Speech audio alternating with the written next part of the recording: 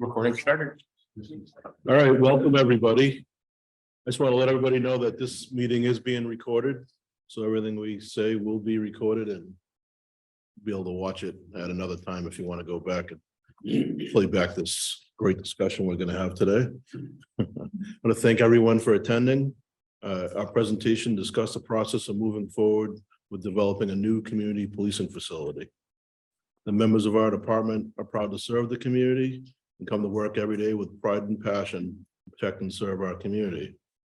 The community has been very supportive in providing us with the necessary resources we need to serve our community. And now we are in need of a new police facility to better serve the community. Our current facility no longer meets the needs of 21st century policing, as it was originally designed to be a hospital. And we are now not to be a police department. We have a great team that we've put together, made up of city staff, design professionals, and members of the community to explain the steps to be taken to build a modern facility to best serve the needs of the community and the members of our department. And I'll pass it on to Peter Rice to go on from here. Thanks, Chief. Peter Rice, Director of Public Works. I'm really pleased to be here this evening to speak with everybody. This has been a long time coming in terms of discussions and needs. I'll briefly go over the agenda, which is the welcome, which Chief just did. I'll go over introduction to the project, a little bit of history. We'll talk about community policing and what that modern community policing means. Ian Reeves will introduce in a second more detail. Site review and selection process, Joe Almeida will discuss. And then Monty Bohannon will speak to the engagement process. And then we'll have the opportunity for you guys to ask questions. This is really intended to be relatively informal. So if you have questions, feel free along the way to just ask. This is really not us talking down to you. This is really the start of a process that we look forward to really having that interaction with the general, everybody, because this is your community policing facility. This is, and ultimately this is, we want the best facility that supports our police and also provides the services that the city really is looking to need over the next 20 to 30 years. The team, I'll quickly introduce the Chief Newport, Deputy Chief Maloney, myself, Monty Bohannon, Joe Almeida. Suzanne Woodland is also part of the team. She has other things that she needed to get done this evening, and so she will not be joining us. In addition, we have some working group members. Councillor Tabor is on that, as well as Kate, Commissioner Coyle. And we also have a resident member, John O'Leary, who was involved with the development of the library, as well as a city councillor. So he brings a lot of, and a longtime resident. So he brings a lot of experience to the group, and it gives us that ability to kind of feel things as we move forward and to gauge as we move along.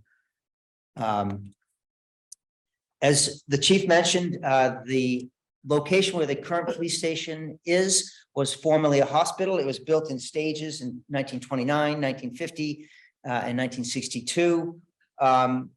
The city municipal functions moved over that way in 88, and the police followed shortly after with minor renovations to the basement of the city hall in 91.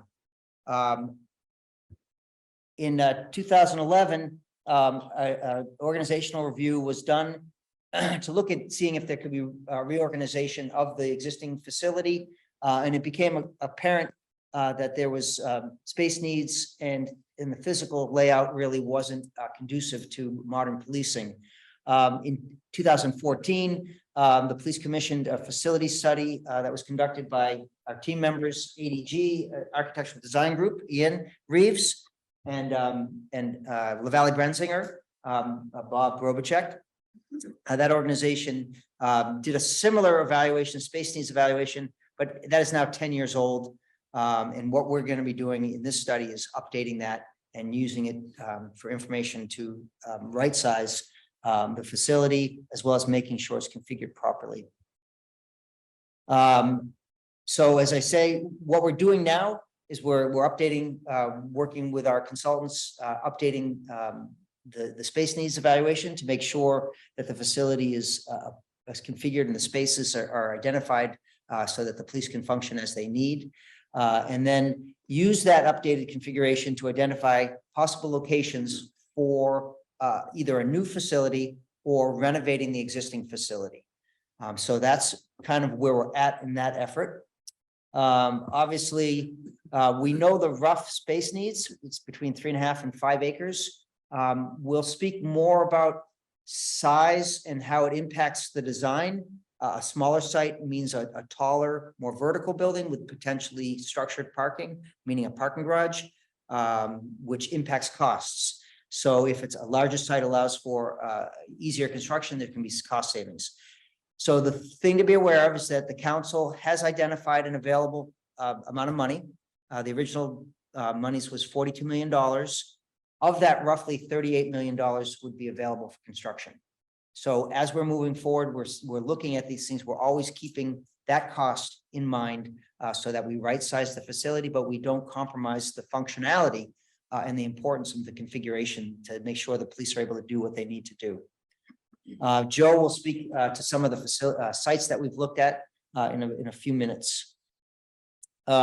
So using that information, we'll compare options using cost, life cycle, cost maintenance, durability, ease of construction, energy impacts, design aesthetics, as well as public input.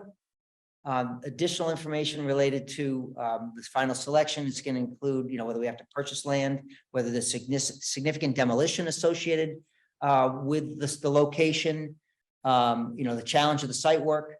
There's commissioning costs. So whenever you do a large construction project, at the end of that project, you need to make sure all the systems work properly so that you're not left with, non-functional parts, especially with the police. It's really important that their systems work properly.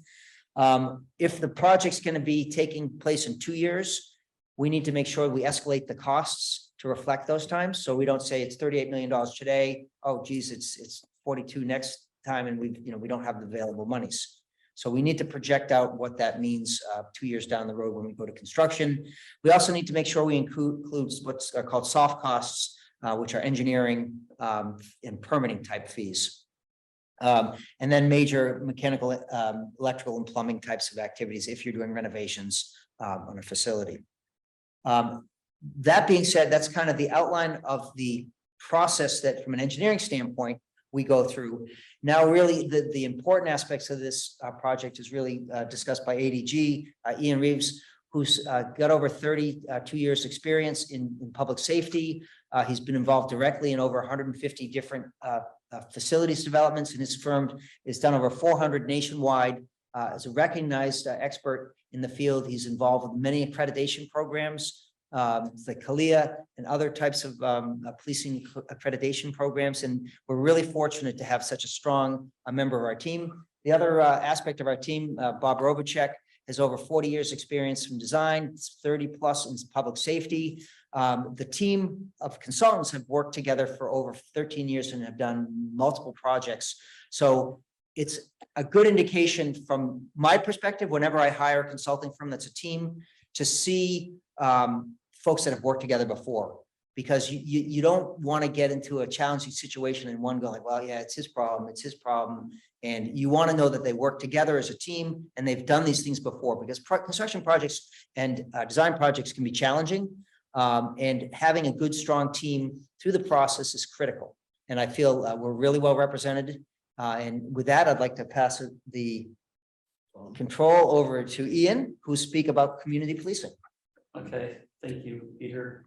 Thank you all for having us here tonight. What happened here? Yeah.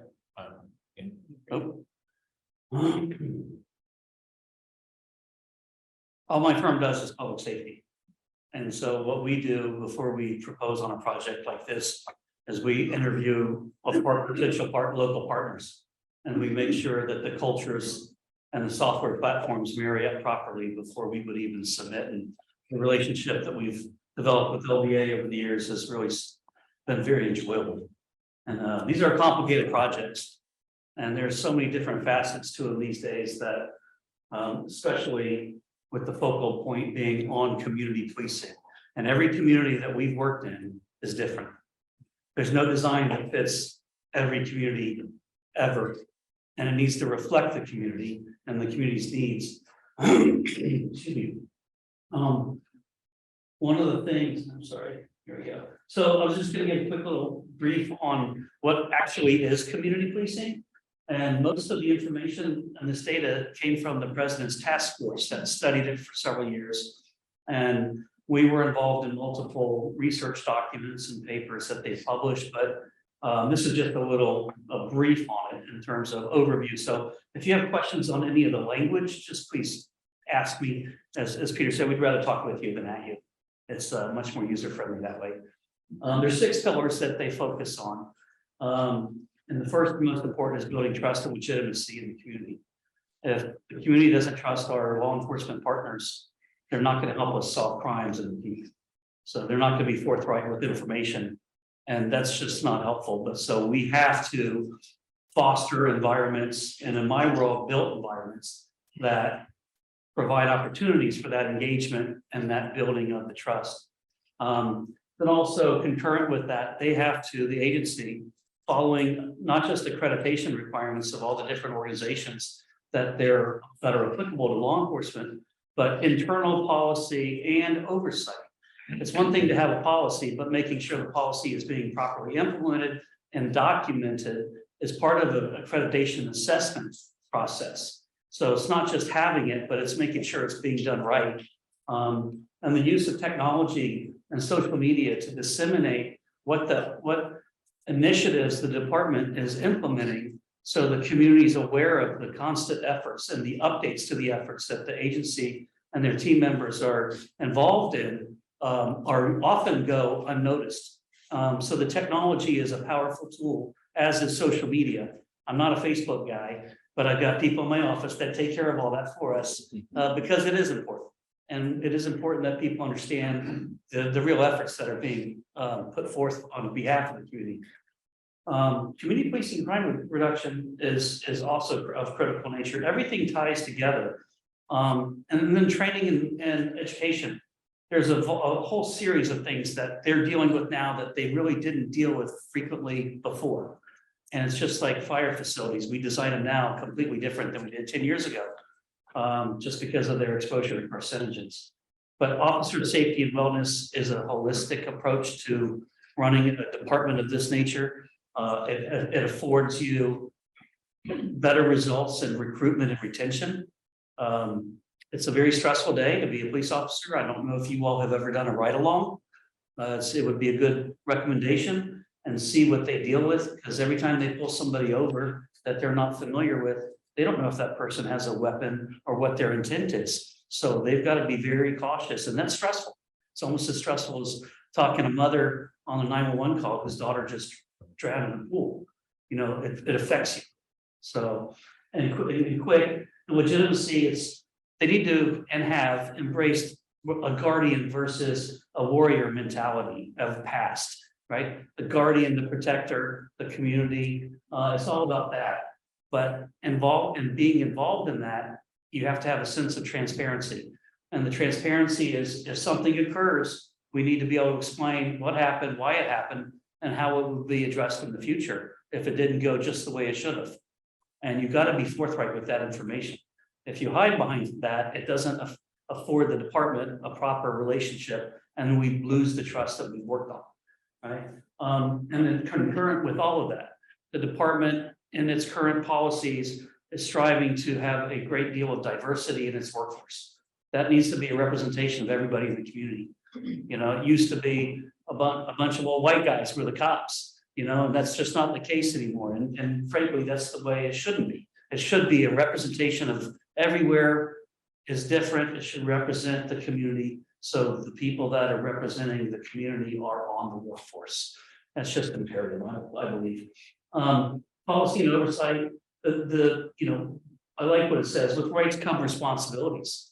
You know, even becoming a parent, you have responsibilities. Just because you had a baby doesn't mean you don't have responsibilities. But what they have to deal with in the policies to address all of these, the proper use of force when necessary. And I'm a big advocate for the training of the less than lethal tools on their belt.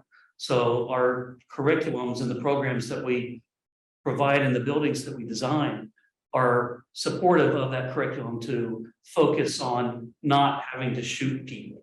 You know, it's not about that. It's about giving a calm environment during an engagement and making sure that the proper things are managed in a manner that follow policy and can be tried and true under the transparency approach. Dealing with mass demonstrations. There have been, unfortunately, a lot of incidents of late in the last decade between law enforcement and citizens that were very unfortunate and shouldn't have gone the way they did. And those areas, riots and mass demonstrations have sprung up, and it's been a challenge for the agencies in those regions to respond to the negativity that they garnered from those events. So figuring out how to deal with these events is a big part of the training right now. How to use the equipment, understanding consent before search, understanding gender identification, because we have an ever-changing world that we live in, and we need to respect that, and understanding the consequences of racial profiling. You know, I live in Florida, and I believe mostly that's where racial profiling started, because they were sitting on I-95 watching people drive up from Miami with drugs in their car, and they would see a car that looked just like that, and they would pull them over. And sometimes they had drugs, sometimes they didn't, but it's unconstitutional, as was discussed earlier. But also having performance measures so we can make sure that we're hitting the mark. And I say we, I mean the agencies, I feel very connected. But it's imperative to that trust, and that's what community policing is about. It is about that relationship between the citizens and the protectors or the guardians, and how they work together to create a quality of life for everybody. And again, it's all about the transparency. The technology and social media is pretty straightforward, but education and dissemination of information platforms that we incorporate, and how we show that, and how frequently the agency has community workshops to network with the community groups. There's a bunch of community groups, a bunch of diversity in the community, and how they share information is all very important. And that all, again, all goes back to the trust, really. And then how do we resolve crime and reduce crime in areas that our crime analysts can identify are potential zones that have repeat conditions occurring that are less than desirable, and where they are, when they are, and who's doing them. And, you know, having a positive police presence in those areas during that shift of 11 a.m. to 2 p.m. on the outskirts of town where things are happening, sometimes that immediately results in crimes of convenience dissipating just by being in the right place at the right time before an event occurs. It's a wonderful thing. But making sure that public safety is a combined effort of the agency and the community working in harmony. So everywhere we work, people talk about they want to move to the community for 4 reasons. It's about educational capabilities for their children, roadways and infrastructure, public safety, and quality of life. And all 3 lead to the one, in our opinion. So that's that harmony. But of late, what I keep reading about is there's a huge push on activities of non-enforcement working with our youth groups. So I've worked in some very strange areas that are very impoverished and have very little resources for themselves. And I've had many a mother who's got 2 to 3 jobs ask about their children and after school, because somehow we did away with most of our after school programs for the middle-aged kids years ago, whether it was funding or just a move to go elsewhere. Same thing with our mental health institutions. But the children need a place to go. So some of the places we've been putting, and I'll get into that a little bit better in detail, but opportunities of engagement with youth at law enforcement facilities, so they learn to trust the law enforcement and not fear them. Because in some of the communities, they're taught to fear them straight out of the gate. That's what their older brothers and sisters are teaching. And that's a shame. And then the educational process, these are some of the focal points now that are of great importance, because they're being brought to everyone's attention through the media, and the occurrences are more frequent, especially with mental health crisis. The officers and the line officers and the leadership training to learn how to deal with people with special needs is of critical importance.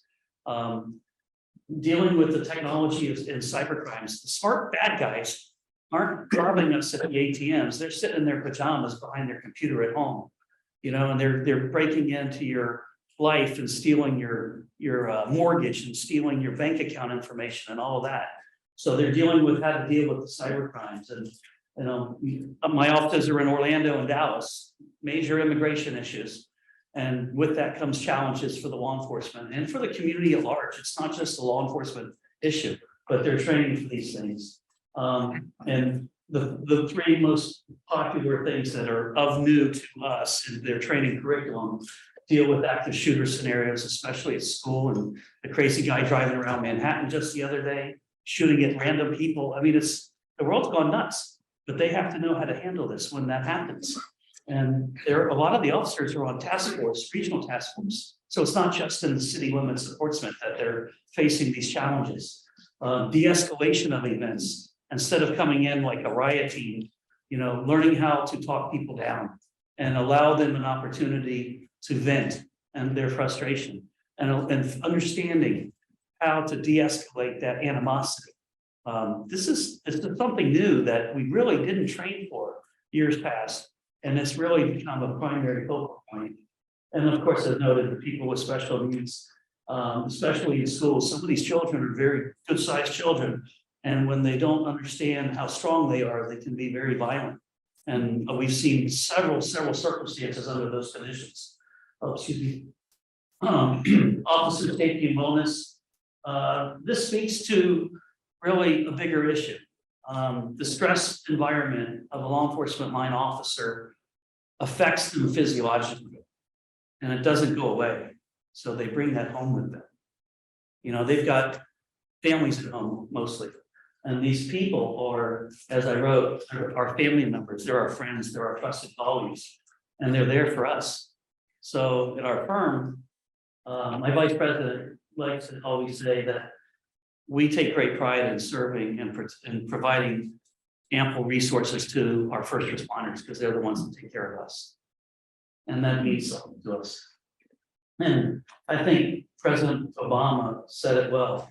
When any part of the American family doesn't feel like it's being treated fairly, and fairly is the key term there, fairly, then it's a problem for all of us, so that's everybody.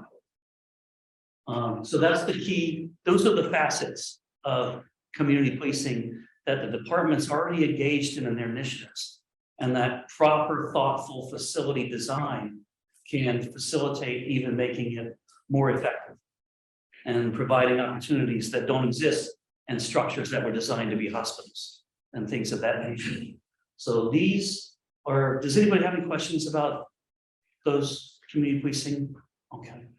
These are not regular standard 8 to 5 office buildings. They're very complicated. There's a workflow that needs to be resolved before the planning is finished, before we even start designing it. There's a reasonable, thoughtful location where each unit that works next to other units is properly located. There are site security zoning plans on how far in and where do we allow public accessibility.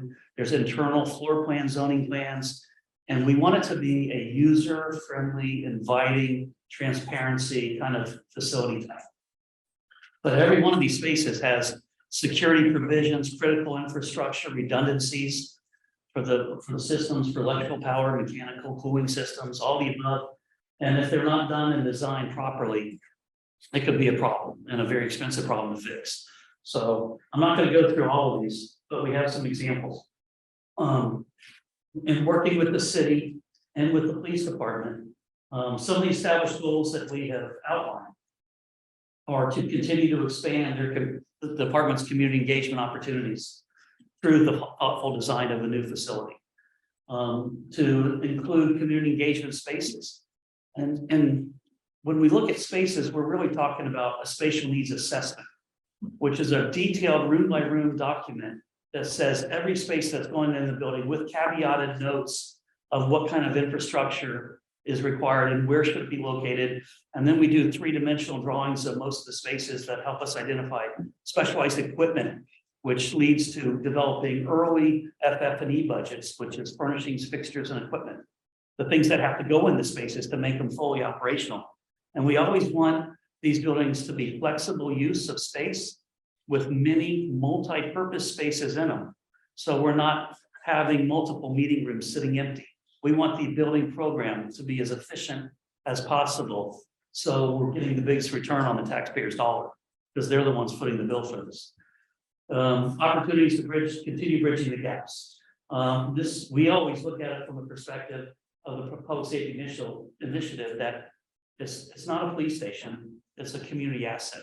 That's the way it needs to be presented, operated functionally, and for the long term.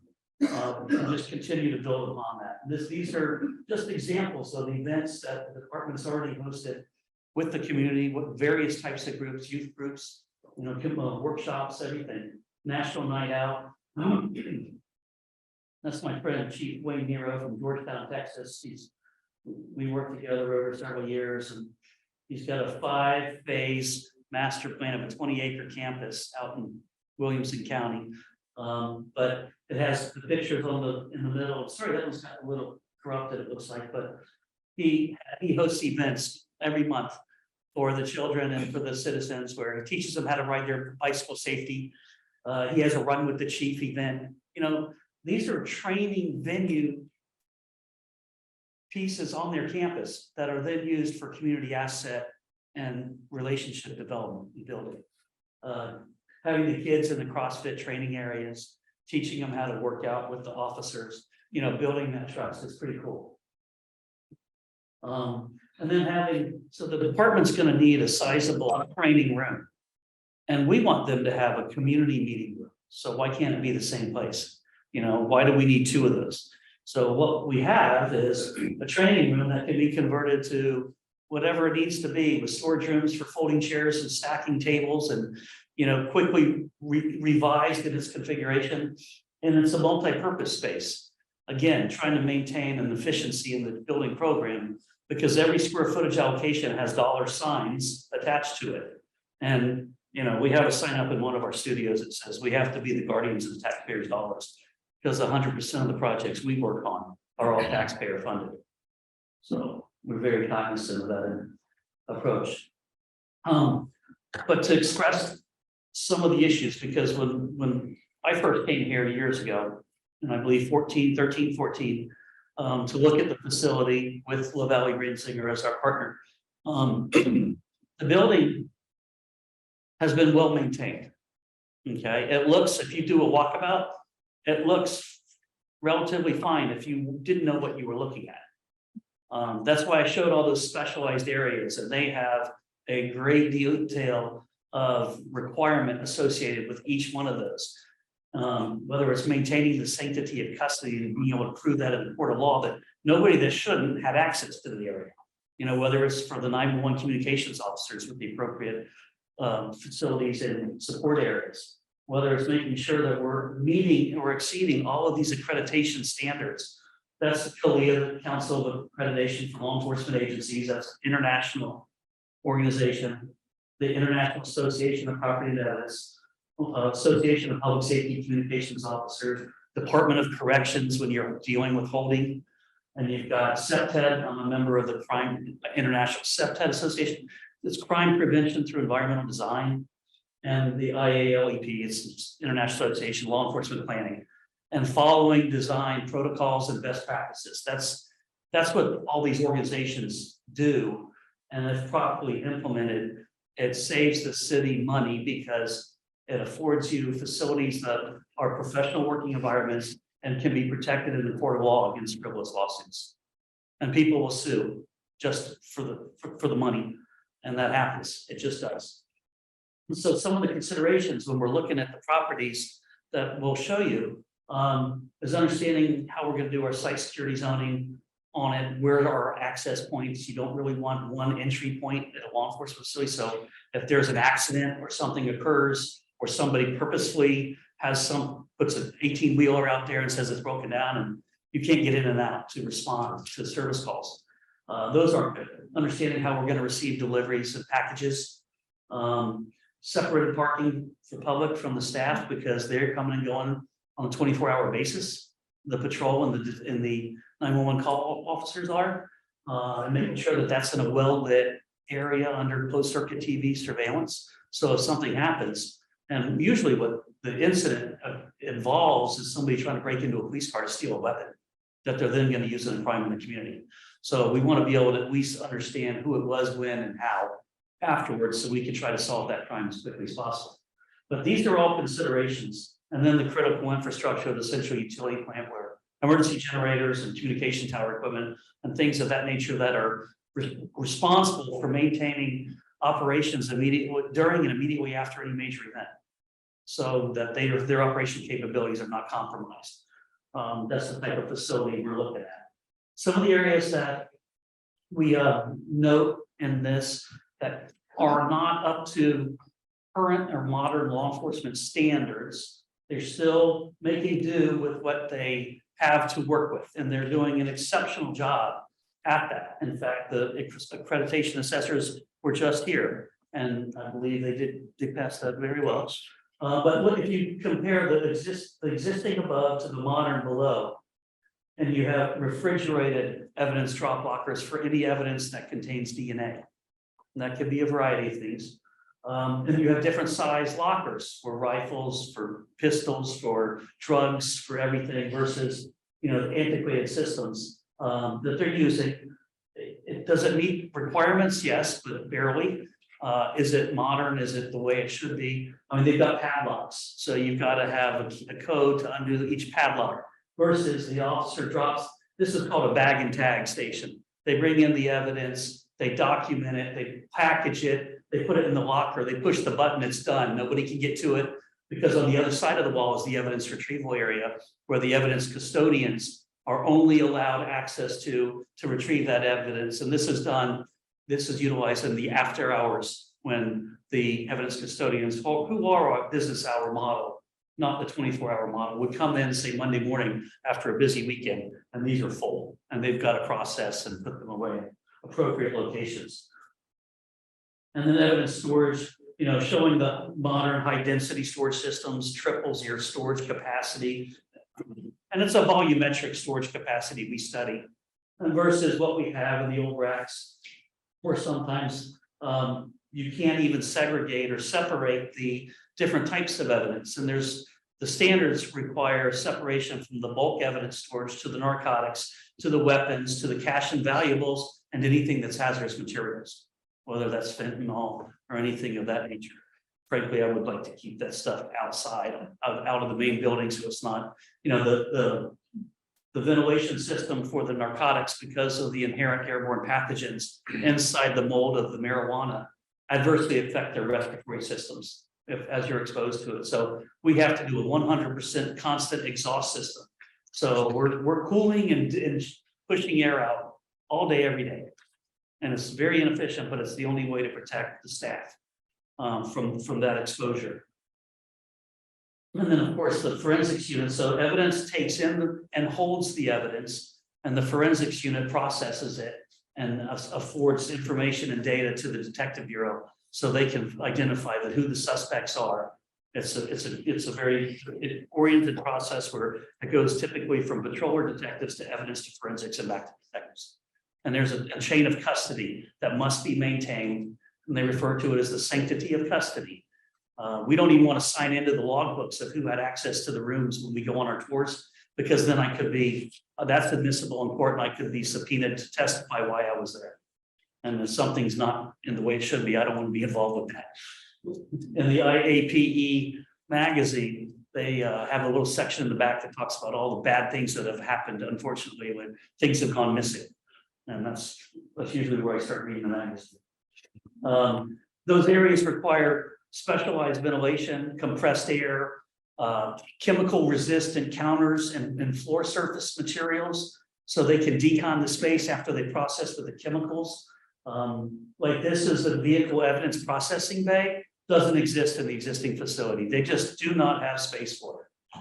But this is, so if there's a hit and run, they can bring the vehicle in, lift it up, look underneath it, process any evidence that they retrieve, And sometimes it's paint, and you've probably seen some of the shows where they paint identifies what car it was because it left paint at the crime scene also. And maybe they were unfortunately looking for some scalp or, somebody got hurt. It's, it's a very common thing. You can see in the back, it's got emergency decontamination, eye wash and shower, and the stainless steel countertops. This is a chemical forensics lab, except for it's for vehicles. Doesn't exist. Almost every modern law enforcement facility has these. And anybody that's ever dealt with cell phones and evidence on cell phones or information to be retrieved from cell phones, this is a Faraday box up above. They lock them in there. This is in the central hallway in the secured part of the building, but it's still out in the hallway versus a modern law enforcement facility that has what they refer to as a Faraday room. A Faraday room is a radio inhibited workspace. So the suspect or perpetrator whose phone has been retrieved by the department for evidence processing cannot contact their own phone and wipe out and scrub it. So the radio transmissions, you can't call the phone when it's in a Faraday space because it's copper lined. Everything is in a protected environment. I've actually even seen facility tours. We go to every new facility we can to learn, because you learn something on every project, whether it's yours or not. And I've seen them put cell phone amplifiers outside the Faraday room to where it affects the inhibiting aspect of it. I don't know how people do these things. It's counterintuitive, but having this type of space not only helps you solve crime, but more efficiently, and allows detectives to get on to the next. And then going back to one of the aspects of community policing, the health, safety, and wellness of our workforce, even down to just a simple break room. This is an updated break room, right? This is much better than what they had before, but there's no natural light. You're in a cave. It's tight and it's very tight. And sometimes when the officers are on a break, which you're afforded a break, they talk about a case they just came from, and someone says, well, that sounds like this other case that we're working on. Sometimes there's communication that leads to other discussions that are beneficial to solving the cases. But it also helps about their health, safety, and wellness. So just little things like that. And then, this is one of the biggest trends in the nation right now, is the inclusion on one scale or another. This is Orlando's, a real-time crime center. What this means is the department can receive data from video feeds when people volunteer, and from the dispatch unit in the 911 communication center. And they get a call in about an event that just happened, and the lady's saying, my estranged boyfriend said he's coming to get me, and she's feeding information to them. They can bring in one of the crime analysts and participate in the call and be pulling up information in a workstation like this that indicates where that suspect lives, what type of vehicle they would drive, what would be the proper route from that house to her house, and then triangulate the patrol division that's out in that district in that proximity and see if they can stop them before the event occurs. That's what the benefits of a real-time crime center. Every unit, every department you're working with is planning for this, and whether they can afford to fund the equipment now, we're putting in the infrastructure and the shelf space. Like Orlando didn't outfit theirs for 3 years. They started with 4 monitors. 3 years later, they got another grant, and they've got like 16 monitors in there now, and about 6 people full-time. But it's a much larger community. And again, so one here would need to be scaled appropriately and for the community's needs. But this is the future of solving crime and law enforcement. And then the 911 call center, making sure that it's got the right amount of space, making sure the sight lines are adequate, because we have to plan for sit-stand desks, and there's 2 rows of monitors, as you see. And so you're looking above the top of your monitor to the bottom sill to make sure those sight lines are adequate. Otherwise, if you're in a stand-up mode, you're blocking 2/3 of the information on the screens that are being provided for that purpose. And having, the 911 call center is like an island within the building. It's very insular. It needs its own break area, locker area, support areas, restrooms, and because they can't leave. There's only a few of them in there at a time. And if something occurs in the community and the calls flood in, they've got to be right back in the under console. So it's and most often this is a 12-hour shift job, and it's a very sedentary job. So we even put cardiovascular machines on the floor so they can get up out of their chair and get on a cardio machine and get some exercise just to keep their blood flow. Sitting for 12 hours straight is brutal. It's like flying to Europe, it's a tough thing. And it's a very stressful environment. These aren't the worst of the pictures I have for the server rooms, with exposed piping and everything else, but versus what the blade servers look like these days, and it's like the spaghetti factory, right? So now it's all functional. Don't misinterpret what I'm saying, but existing versus a modern facility and the differences are very easily discerned from the visuals. Making sure that there's redundancy in the cooling systems. We have a specialized Liebherr unit that's the cooling system, and then we use the primary building cooling system as the backup, so we can service it without it getting too hot and the system shutting down. But a lot of these specialized areas require backup power, backup cooling, and ventilation systems that are above and beyond a standard office. So these are not uncomplicated or inexpensive structures. One adage that we always have to explain is that after 12 months, the building's already been used for 3 years because of the shifts don't stop. It's a 24/7 operation. And because of that, our client's investment has to be significantly a little bit higher, because otherwise the buildings look like they've been falling apart after 5 years. On the internal corridors, we even put up hospital crash guards because of their gun belts, or else we'll have a rash walking down like the tables have here on the wall. And you don't want that when you have this much of an investment in the facilities that you're developing. This is the area of booking and intake and holding highest liability for the city of Portsmouth, right here, out of all your facilities, highest liability, because this is where something's going to go wrong. It really is. Suspects will hurt themselves in this environment if they can, to go to the hospital in lieu of going to lockup at the county. So there's so many provisions: sight and sound separation from adult males and females, crisscross coverage on the CC camera network system. So everything is direct supervision oriented. You cannot hold somebody that's not under direct supervision, whether it's through the cameras or visually and by yourself.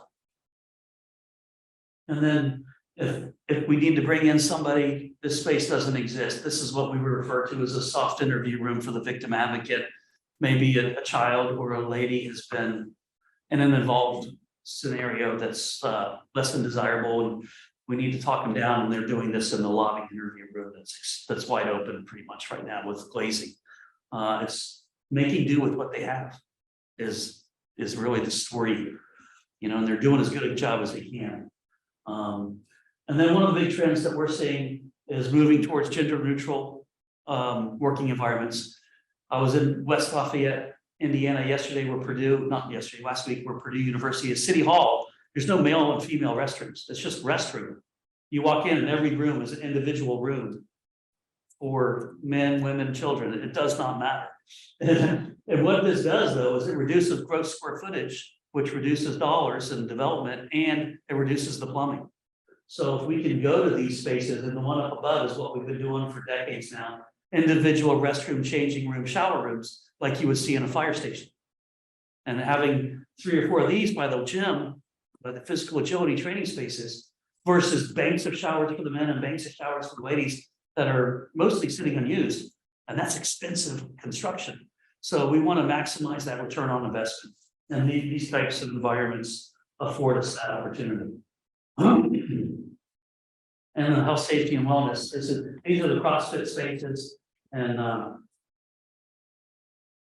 giving the team members an opportunity to stay fit helps everything in terms of their physiological being. And often these are part of a pre-engineered metal building, is the building you can see up above. So they're not expensive.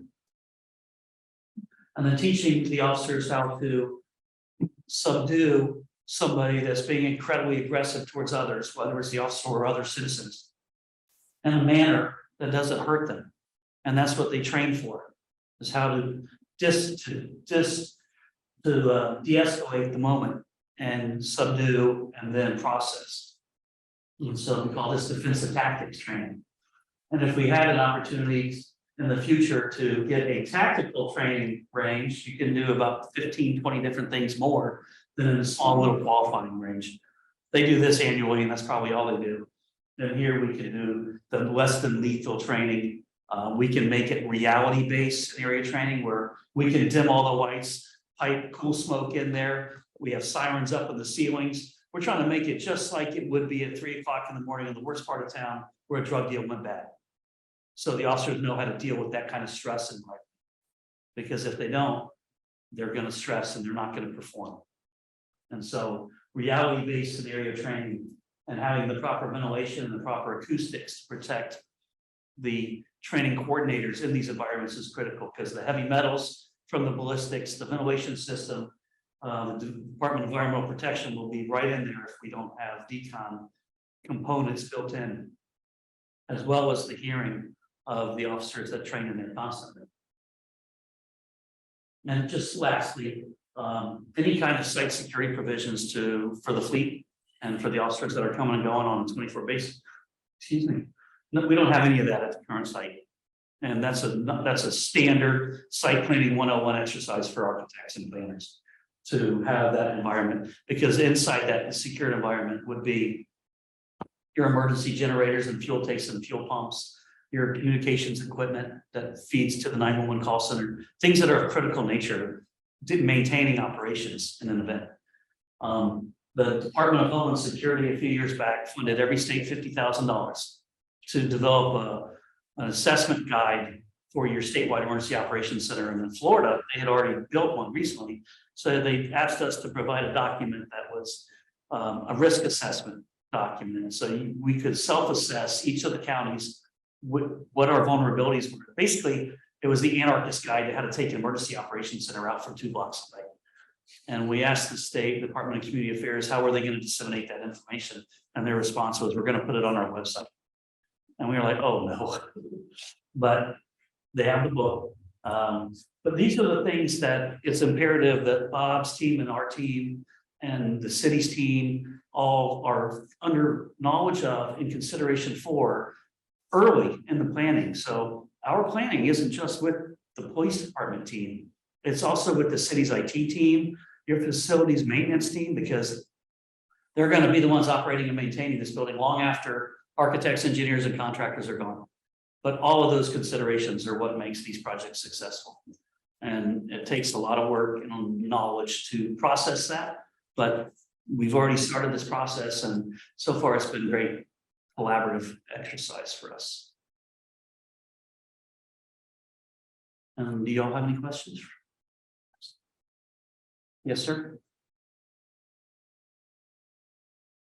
So, thank you. It was incredible. Really very nice listening to that presentation. We often listen during our CNC meetings at the neighborhood meeting. The assistant chief and chief will give us sometimes a rundown of the types of crimes that have been experienced. And so, how do you blend in the scale? Like, just like if you take this same conversation to Lawrence, they probably have a lot more drug-related issues, and so they need a bigger space. And how is that all being calculated in and amongst this whole team as far as what the needs are specific to these mobiles? Our staffing levels typically are a response to the statistical demographics that the department faces on a recurring situation.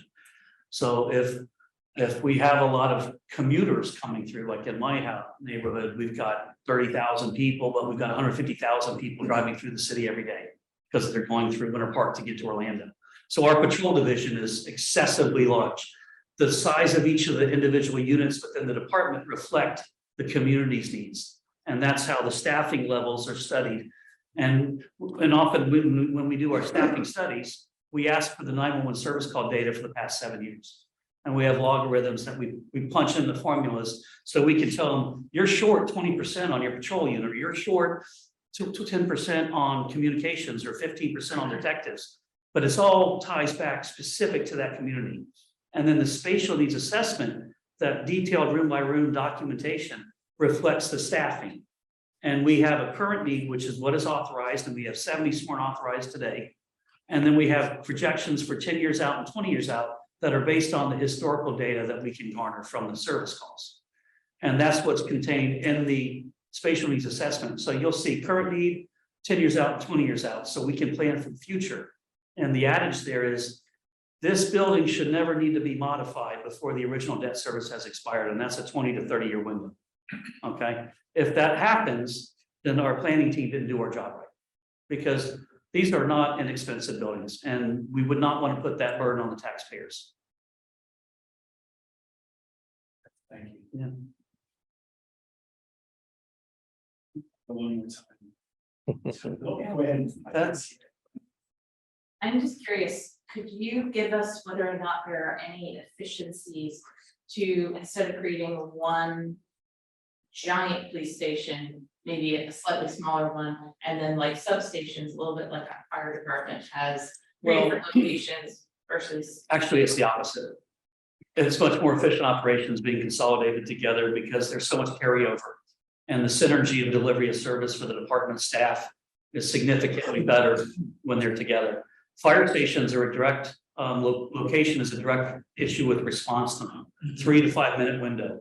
And when we have a joint use public safety facility, police and fire, the fire station location always drives the location that we find. And a follow-up question to Yes, that is, in a city such as ours, what is the best type of location? Like how close to the core of activity, commercial or residential? What's the best kind of location? Preferably you're within striking distance of the primary core where the businesses are. Okay, I don't want you on the town square because that's prime real estate and we don't want to take that off the tax maps. We need that revenue. We like to be, I mean, honestly, where it is a good site in terms of proximity. They can get in and out. You know, we want good streets in different directions to get to where we got to go. But the reality is the police department, unlike a fire department, is not dispatching from the facility. In a community policing facility, the officers in patrol or they come in, they have their shift briefing and they go out and they're out and about. And I drove around for 35 minutes this morning before we started meeting. And while you have 70 sworn officers authorized, I must have seen a third of the ones that were on shift because the presence was amazing. I was really impressed. There's a lot of construction. They're there with the construction. They're downtown. They were everywhere. It's such a cool city. And I mean, it's like a living history museum. So, you know, you don't want to be discombobulated. And the more you decentralize is the term. Like some places you'll see in larger cities, you're not there. You don't need that, and I wouldn't recommend it. I think a consolidated facility is the least expensive because you're replicating technology everywhere you go. You're replicating critical infrastructure, redundancies in your generators and your HVAC, heating, ventilation, and air conditioning systems. These are not cheap buildings. So the more we can combine it and make it efficient, even in the program, we've scrubbed our program now 3 times as of today to find spaces that we could merge together for different units within the department that could share it and just schedule when you need that space. Because what we don't want is a building that people walk through and says, this looks empty. And we spent that much, you know, that would be the kiss of death for every elected official and people on the planning team. And we don't want that to happen to any of us. So, I We don't mean, either. yeah, but we also have a saying, do it once and do it right. You know, and then move on to the next critical need of capital projects that the city needs. So it's a pretty logical process. Yes, sir. 2 questions. So when this facility, if this facility was built in the vision that you collectively have, and that's right for the city of Portsmouth, as the facility is finished, does it need an increase of staffing that's been calculated into the budget for you know, does it need more people? I saw a lot of things that sound like maybe we don't have the staff in place now because we don't have the facility to process things the same way. And will it need more people to use it? So there may be more more people for custodial services. Because right now we're all in the city hall complex. And if we didn't stay there and we moved to another facility, then that would require more staff. But we're not gonna build a building that requires us to hire more personnel just because of the building, right? It needs to reflect the service goals. We've So been, all the jobs that are being done, the processing of the same time, web evidence, you have all that stuff, you just don't have the facilities, so they're probably less efficient doing it. we're not efficient in doing it. Yeah. So, I hate to use the term handcuffed by the facility. They're operationally handcuffed by the facility. The building cosmetically looks good, but operationally it's lacking in several areas.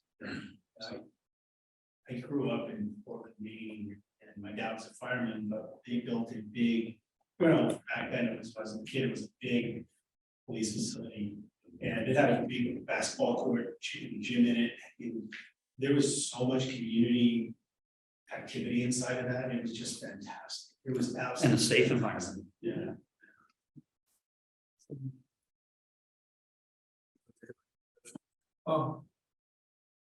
When I ran a business in town. We built a server room, big beefy servers, big air conditioning, large room, but under floor, all the cables were laid up. It all went to the cloud. And we were left with a very expensive Yep. empty room. Except for one or two servers. So I know law enforcement is a whole different thing with security, video capture, all of that. Yeah. But do we see those IT needs diminishing? The technology spaces, like in the real-time crime center, that support the operational capabilities are increasing a bit.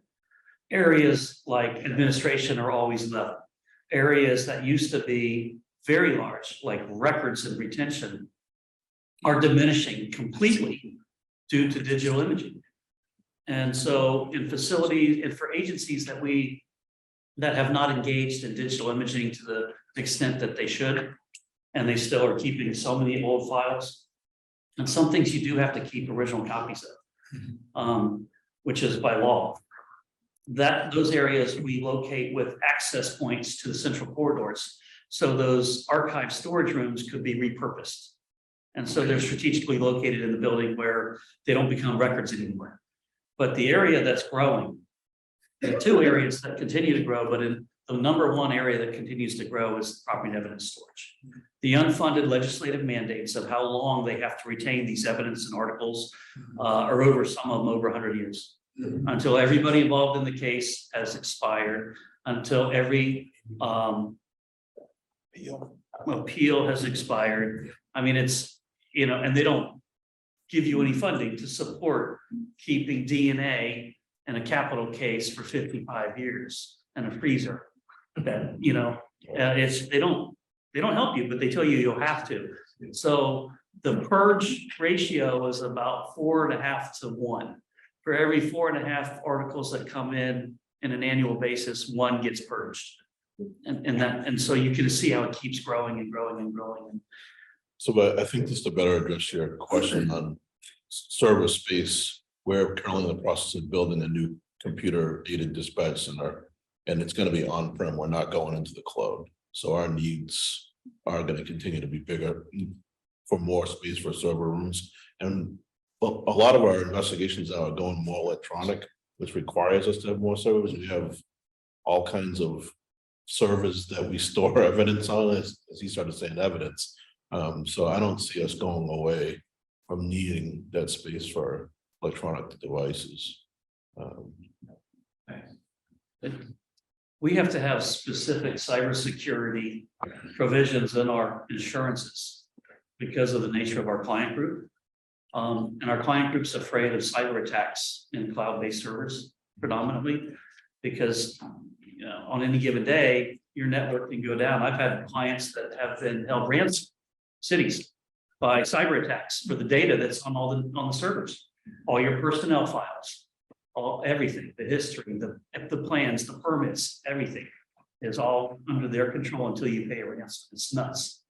And when it's yours, and you have multiple firewalls, you feel a little more secure. So if we could, for the sake of time, if we could keep moving, I Yeah. wanted to discuss some of the sites that we were considering in the event that we do need a new site. My name is Joe Almeida. I'm the facilities manager for the city of Portsmouth, and I'm one of the people responsible for taking care of the police, the existing police facility. I can tell you it takes a lot of our energy to do that. It's proven to be a difficult task to care for that facility. When we consider what it would take to keep that facility and renovate it, we're keeping that option on the table because it's a real option, and we know that it would be a very difficult effort to do that. It would affect the entire building. It would affect the occupants of the building. We'd have to relocate people, not just within the PD, but also within City Hall, because it would be a very invasive process to that building. So in considering other sites, if we need to do that, the first thing that we did is we looked at city-owned property, knowing how difficult it would be to acquire an ideal 2.5, 3.5 acre site near the middle of town is not something that would be an easy task. So our initial take was to take the list of all of city properties and then go through them individually, every single one, and look at them. Some of them have deed restrictions. Most of them are not large enough. Some of them are too remote. And 7 sites, 6 additional sites, I'm sorry, 7 sites are under consideration, but 6 sites outside of City Hall rose up for consideration. I'll share those with you now. Just very quickly, on the screen here is obviously the city limits. You can see rings showing distances away from the existing facility. Right in the center of that first 1 mile ring is City Hall. So I just want to explain what you're looking at graphically. The red sites are the 7 sites in consideration. The orange sites are city-owned parcels, but they're all not that large. They're all little tiny parcels within there. So trust us that we have selected the sites that will fit. The first site, again, is the existing station, existing 45,000 square feet. I'm rounding up the existing PD. There is, there's a large parking demand. All of the parking behind City Hall belongs to the PD. It's been functioning this way in the basement of the old hospital for quite some time, as everyone knows. We've already just discussed that. It's not large enough currently. It would require more than just a renovation. It would likely require some additions to the building as well. So site number 2 is the lower lot of Junkins Ave, the corner of Junkins Ave and South Street. This site would require structured parking. Its location is very good, but each of these sites have their pros and cons. There are several things to consider. Diagram is simply our GIS information that shows available utilities and so forth, and what is surrounding the site. Site number 3 is on Cloud Drive. It's a nearly 3.9 acre site near the entrance to Little Harbor School. Obviously, it's a ball field right now. It has pros and cons, as they all do. It's a large site. It would in fact accommodate the program. Site number 4 is the Granite Street ball field, nearly 4 acres. This accommodates everything without structured parking. At the end of the Market Street extension, right as it meets Woodbury Avenue. City-owned property that would have access to both Market and Woodbury. Site number 5 is Lot Field, 134 Preble Way, the largest of our sites. A station could potentially be built here without impacting the ball field. Potentially, it's a very large site. It's obviously at the end of a long access road. Its pros and cons are probably there's some remoteness to consider here, but we own the site and it's very large. Site number 6, 35 Sherburne Road, the old Lister Gather building, Sherburne School. Large site would accommodate everything. A bit remote to the middle of town, but nevertheless, it would work. And site 7 would be tight. The Parrot Avenue lot. Obviously, difficult to consider, relocating that parking, but the building would fit here with structured parking, and the building height would be a little higher than others because this is only a 1.65 acre site. So what we would do, all of these sites have to go through this filter, which is a matrix that considers 9 criteria. This group will consider all these sites through this matrix, and we will rank all of them and make a recommendation for consideration, including keeping the renovating the existing building. And then we'll present this to Peter. Can speak to this better than I can, but we will present a recommendation to the city council. Peter. Yeah. Very simply, that's where we are with site consideration right now. So just to add to what Joe's saying is, these are all city-owned sites. Obviously, there are private sites that are out there, but there's a cost associated with that. There's the potential too of, combining city-owned with a private lot. Those are not precluded from this process, but given where we're at, we really felt, all those permutations, the second you start talking about, publicly about purchasing land, the prices change. And in order for a city to buy private property, you have to authorize the funding. And therefore you've tipped your hand in terms of how much money is available. So it becomes challenging. So this is really, this doesn't preclude other sites. There could, people could donate land. If there's anybody out there that feels they have a nice chunk of land they want to pass on, that'd be great. But as you know, there are other competing interests out there as well, relative to, whether it's housing or the sports complex. And so there aren't a lot of available sites. There are restrictions on a lot of the sites, the owned sites, in addition to wetlands and other conservation stuff. So it really narrows that number of available sites down. Obviously, we're cognizant of losing ball fields is not something that the community is really interested in doing. So we'd have to figure out how to replace a ball field if we lost a ball field. But these are sites that we feel are worth ranking, at least right now. And we would come back to both the police commission and city council and make formal recommendations. We won't, once we go through the process, there'll be more public stuff, and actually that segues into Monty's wrap up. And just there's a lot of text right here on this, the detail of the criteria that we're using to select the sites, that's all available on the project page on the website. It's all listed out there. So again, Monty Bohannon, Director of Communications and Community Engagement for the City of Portsmouth. And we are at the very beginning of this public process. So thank you all for being here tonight. We have taken on this project, and we're, it is a community policing facility. So involving the community is a high priority of this group.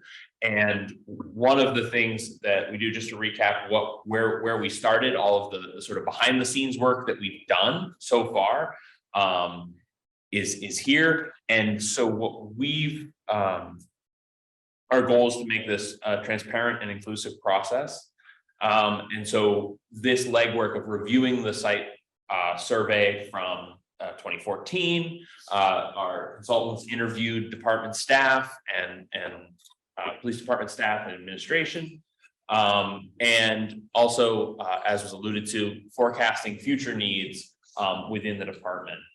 And then what we're doing right now is looking at that draft space program and winnowing it down to what will hopefully fit that budget that we're very cognizant of. We're studying that. And as Ian said, we've gone now through 3 iterations of that space program. And then, so what does this process look like moving forward? Again, we want to make sure that we're including the community in every step of this process. What we're doing now is, like Joe said, we're gonna go through that site selection matrix and make a recommendation. And then we'll be looking for more community engagement and information sessions.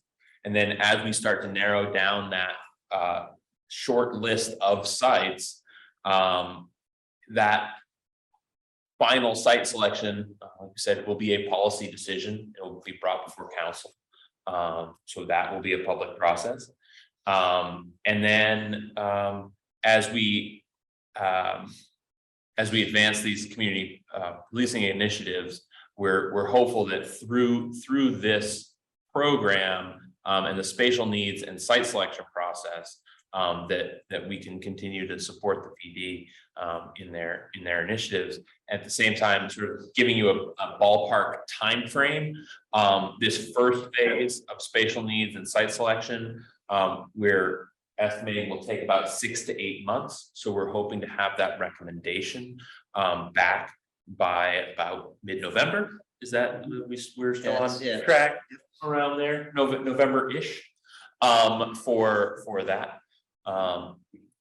And you know, how we're engaging folks in the process, like I said, I alluded to, there is a project page for this on the city website that has a lot of the history of the site, but also some frequently asked questions. This timeline is up there, as well as the site selection matrix breakout. And so we'll be updating that page. This presentation and the recording of this meeting will be up there. And we're going to continue to have dialogues. There's going to be surveys that go out, and we'll have multiple engagement points throughout the process. And you can sign up also on that project page to receive email updates if you so choose. I have a question, Monty. Yes. What was the response like on the first survey that you sent out? We got a fair number of responses. I'd say probably a little over 100 responses, and the majority of people were looking for information. The majority of people didn't know the project that took the survey, didn't know the project was occurring, and were looking for more information about what the plan was. So that kind of helped inform how this public meeting played out, to give more information about the case, the reasons why we're doing it, and the process by which we're gonna do this. Any other questions? So I'd like to take the opportunity to thank everybody for coming out. As Monty and everybody said, this is really the start of the dialogue.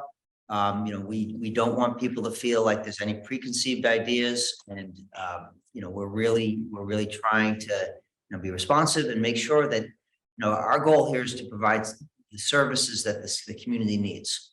And, you know, our police department, police force needs the support and facilities to be able to provide that service. So, you know, that's really the goal of this exercise.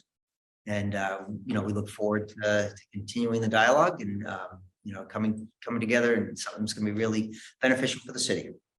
Right. And just to add to that, you know, our officers, I feel, provide the city with a great resource, a great product.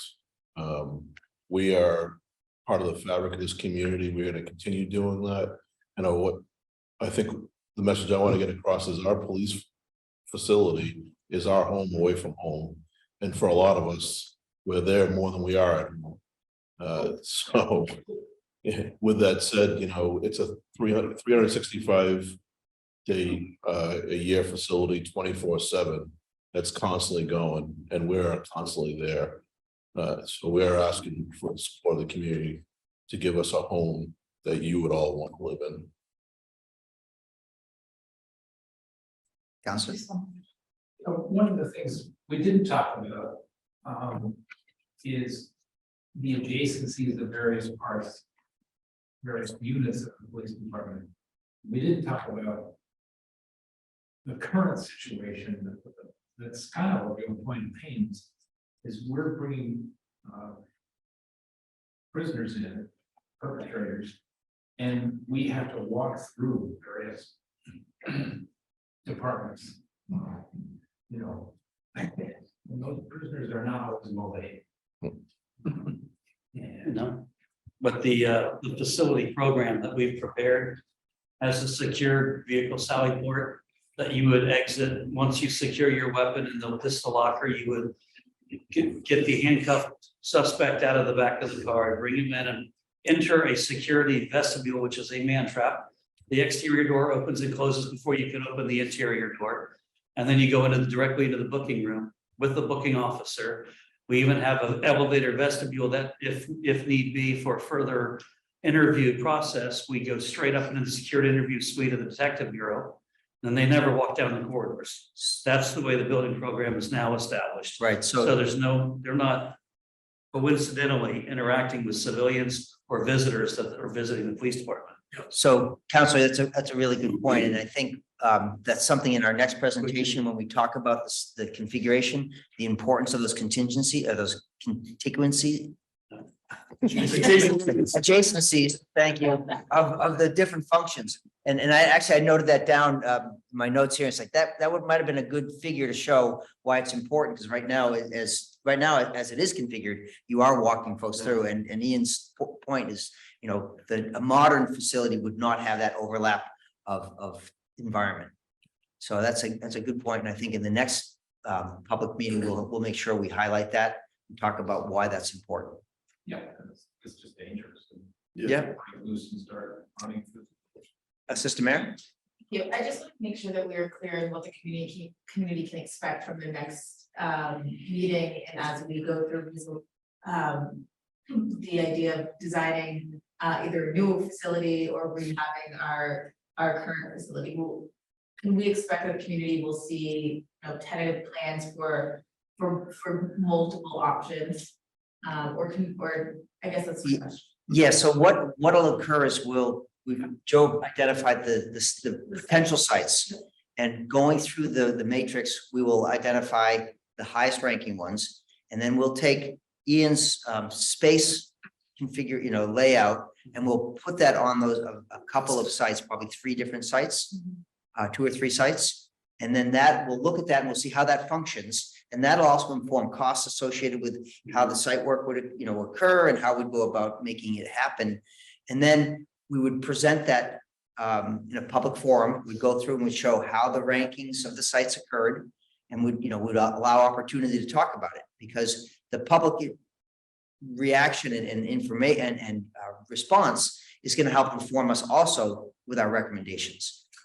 So If I could just add, yeah, so when we take the program, which is on its 3rd iteration, and we have this narrowed down a number of sites beyond even the 7, call it that, we take them and tested it, right? So as Peter said, there's parking requirements for public, for staff, for police vehicles, right? All these different entrance points, but also separation to the front. And ideally, we want to pick the site, whether it's existing or new sites, that would spend least amount of money on doing new roads or major changes to the site, so we can focus on the building and the parking requirements, right? So by doing that, it's kind of a sieve, you know, you sifter, and it becomes pretty obvious right away. I'm gonna quote Ian, 70% of every police department wants to be on the 1st floor, right, Ian? So ideally, we're looking at a 2-story building, just conceptually, hasn't been designed. So you want to stay away from 3 stories or more. And so these are all little domino pieces and they all impinge on each other, but what seems to be the best site or sites pretty much comes to the surface pretty quickly. So that will be something presented to the community to show the community how that works and why a site or a sites may be better than others. I guess sorry to continue.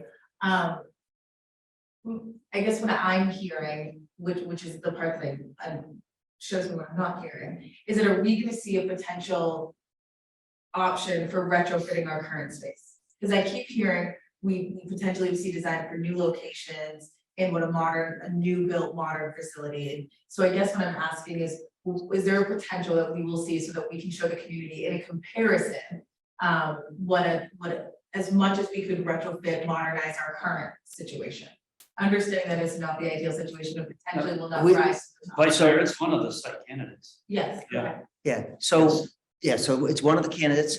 It is, you know, it really comes down to all the things that Bob had mentioned in terms of making it, you know, making it look. And we understand there's a desire to really understand whether that can be reused or not. So what we said about this first meeting, you know, we did a survey and we got the understanding that there wasn't a real understanding that there was even a project out there and what was going on. So that informed what we wanted to present. Questions like that will help inform us to say, okay, when we looked at this, we didn't out of hand, you know, discount the city hall. We looked really hard at that back in 2015. We've learned a lot, however, since that time, relative to the impacts associated with doing construction in active police stations. So that information, the lessons learned also will go to help, you know, inform the recommendation relative to, you know, when we do the matrix, you know, what are the impacts associated with the construction? What are the, you know, what are the things that it'll take to actually be able to do that? So that is something, you know, we heard clearly, actually, we've heard it from a number of folks that they want to make sure we do not discount that. And it is front and center. You know, the question's always been renovate or relocate. That's always been the question. But just to manage expectations on what you would see when we're in those considerations, but we're not going to see our floor plans of all 7 sites. You won't see a floor plan of a design for Renderings, that type of stuff. Correct. The considerations are at a much higher level, like we'll bring civil engineers and also to talk, we already have them on We're board more consultants. to discuss the utilities for the site, the geography of the site and whether it's And all these. that really got to my point, is I want to Yeah. make sure that we're setting, we sometimes in our lovely Yeah. community. Don't always, our expectations don't align with where we are in the process. No, great So I want to question. make it very clear. I wanted that to we're- make sure that that people weren't expecting to see floor plans or actual renderings of buildings and designs for all these sites. That would be very good thing to do. Buzz first and then Kathleen. Just to follow up, with the assistant mayor was talking about, it strikes me that for the community, let's assume in the site selection process, you come down to 2 different sites.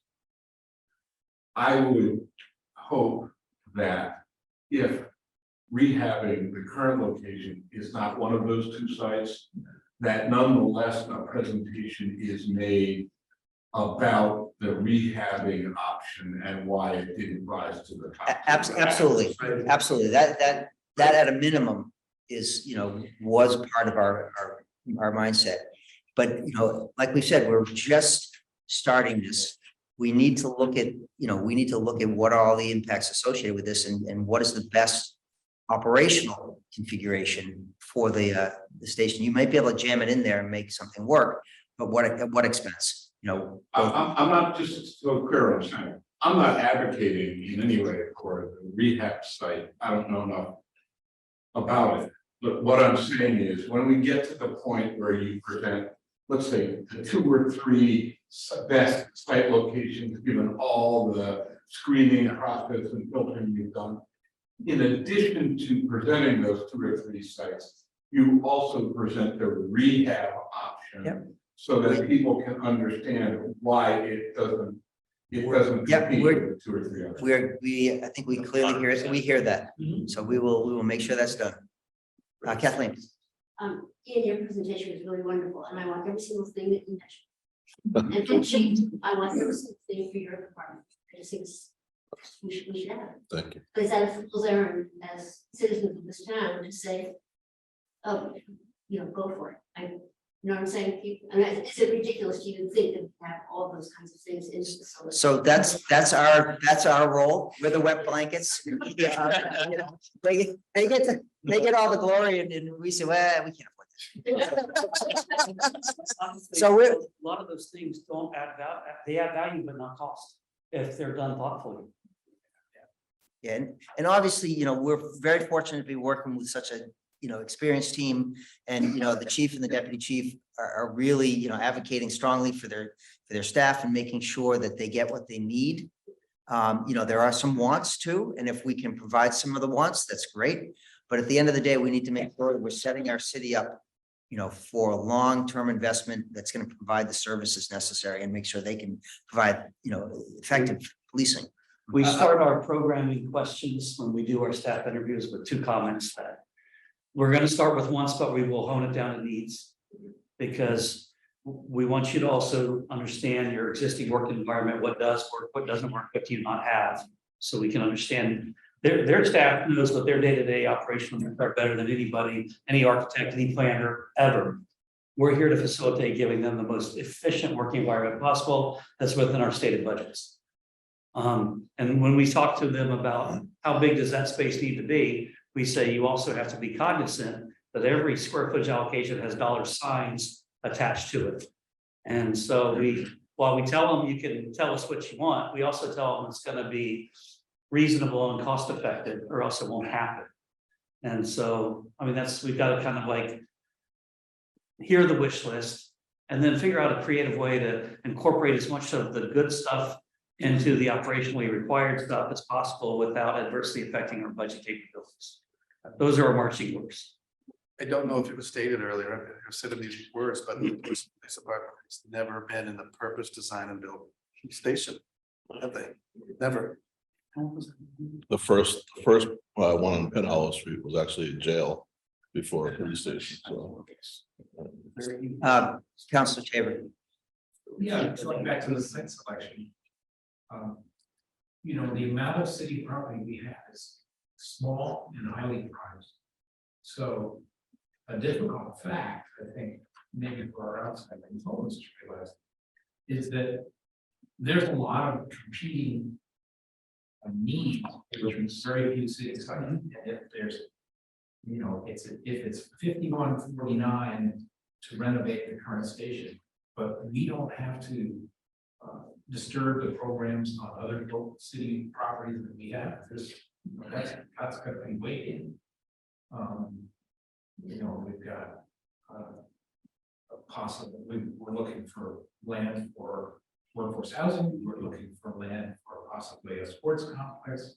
We're looking for land for ball fields, which we need. We don't have enough.